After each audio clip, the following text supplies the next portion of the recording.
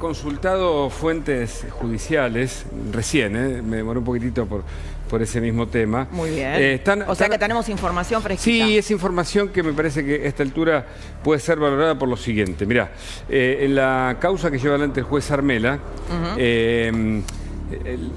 digamos, la idea es por qué se le da 5 días a la defensa de Pantano y de Costa. Bueno, recordemos que Pantano y Costa son los supuestos propietarios de esta casa, la Casa del Poder, Villa Rosa, que me gustaría que vayamos teniendo algunas imágenes de las que pasó Cristina en exclusiva, que son de la causa. No solo porque probablemente no puedan justificar cómo pudieron obtener todos esos autos, los caballos, la propia propiedad, cómo la edificaron, pero suponete que ellos consigan una herencia consigan los papeles para demostrar que recibieron una herencia. Supongamos, es hipotéticamente eso. Ahora, ¿cómo mantienen todo esto? ¿Entendés?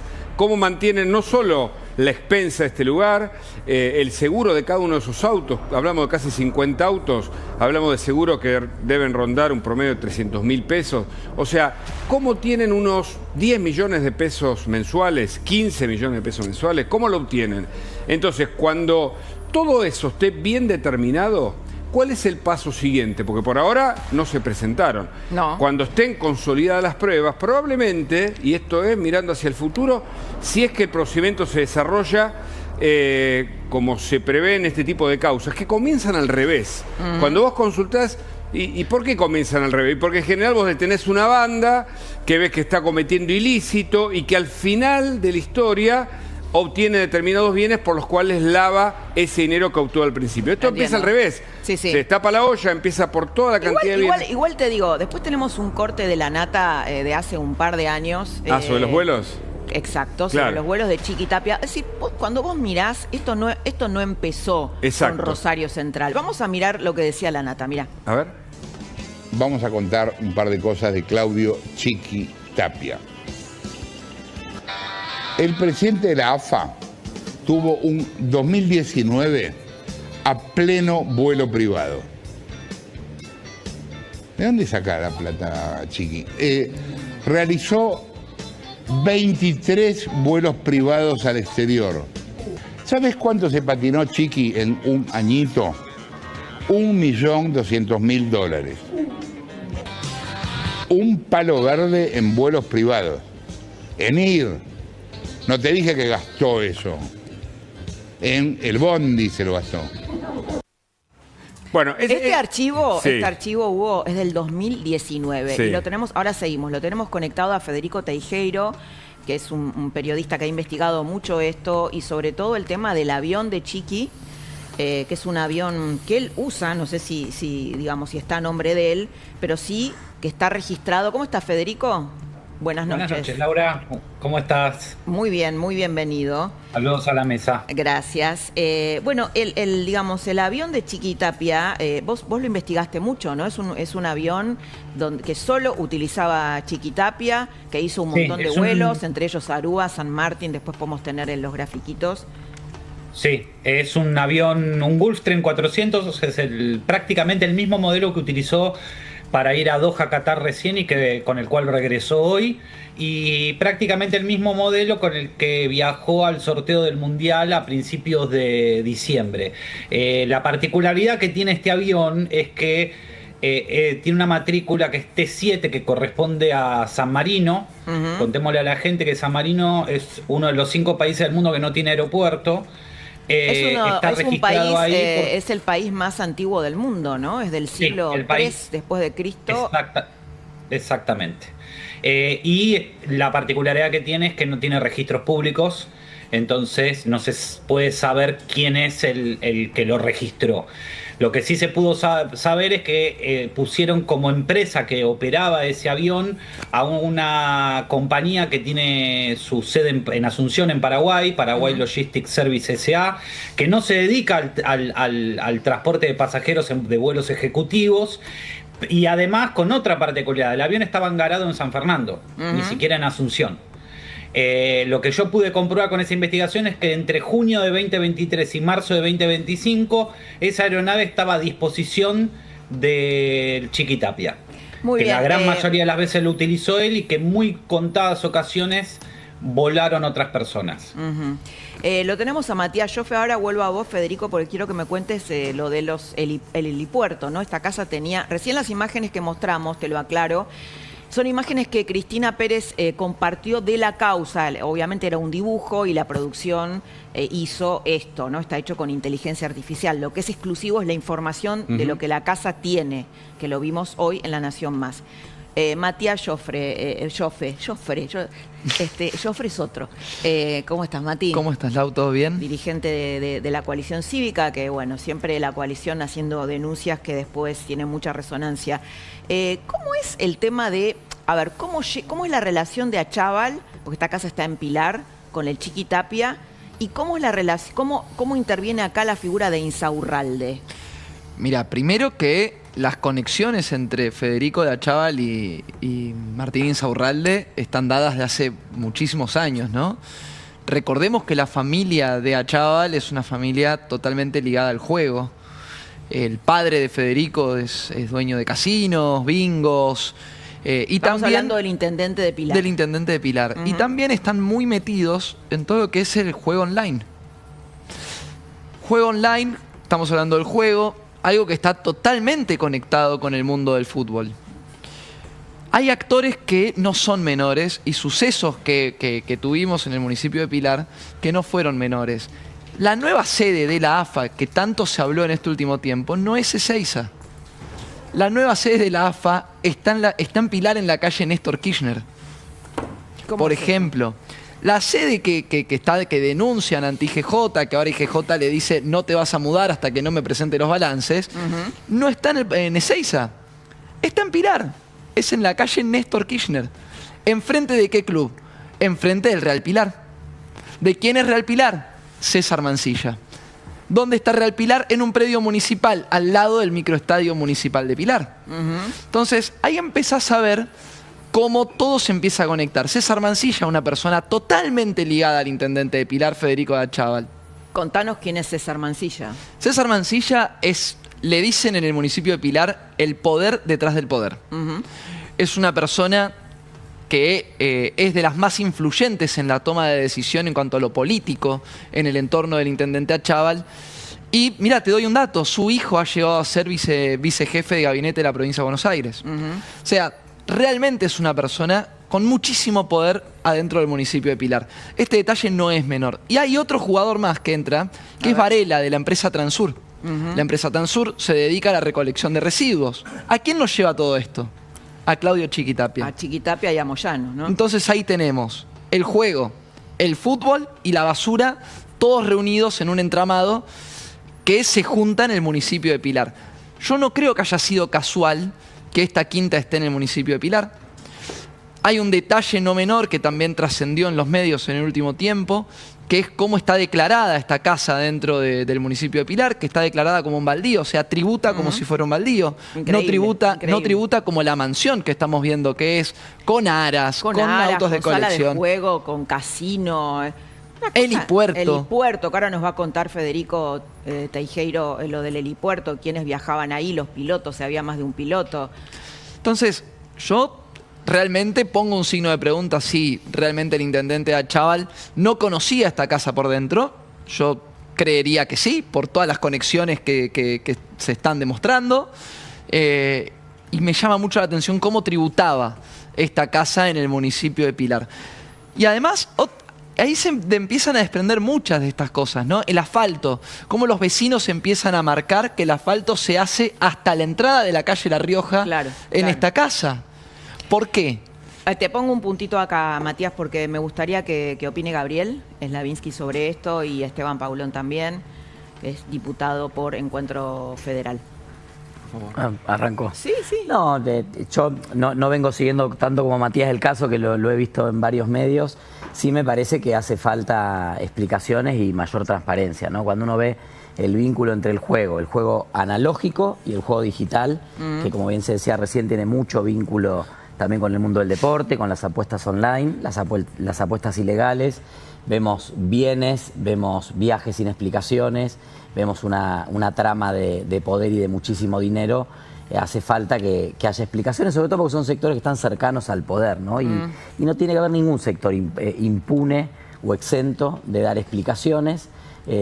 Uno tiende a pensar que es tanto el poderío económico y el movimiento económico que genera, por ejemplo, el fútbol profesional, no solo en Argentina, acá sino está en el el mundo. fútbol ligado a la política, ¿no? Y Claro, totalmente. Y a un sector de la justicia. Y a un sector de la Totalmente. justicia. Y al ¿Cómo ves juego. esto? Recién hablábamos con Pancho, es el enemigo perfecto, Sí, ¿no? claro, Chiquitapia claro. tiene un 75% de imagen negativa. Sí, ¿Le pero- viene bien esto al gobierno? Sin duda que le viene bien al gobierno. Es el enemigo no solamente perfecto, sino el enemigo de siempre, el enemigo preferido, te diría el adversario justo para este momento en donde puede decir de alguna manera el gobierno, acá hay una nueva casta, en donde se asemeja y se parece mucho a la relación con lo popular, en el fútbol, la política, el juego, cosas que puede vislumbrar, que son fácilmente entendibles para la ciudadanía. Entonces son casos que de alguna manera validan al gobierno en que siga esta lógica de la lucha, de decir, bueno,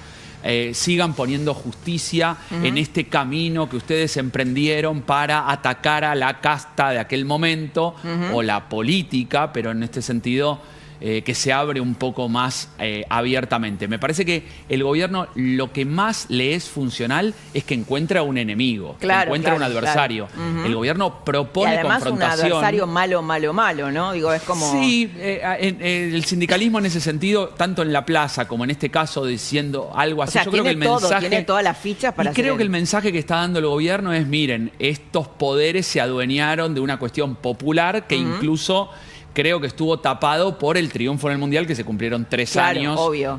ayer. Federico, perdóname, Federico, quiero que nos cuentes un poquito lo del helipuerto, esto que investigaste, bueno, porque esta mansión tiene un helipuerto, y de qué se trata, digamos, qué sería la información más novedosa que tenés sobre este tema.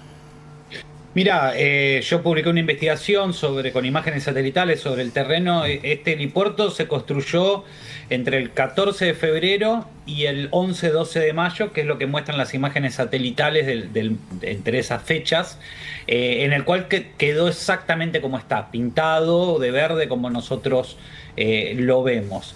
Tengo entendido que figura la causa, que ya... se sabe cuándo comenzó o tiene una habilitación este helipuerto.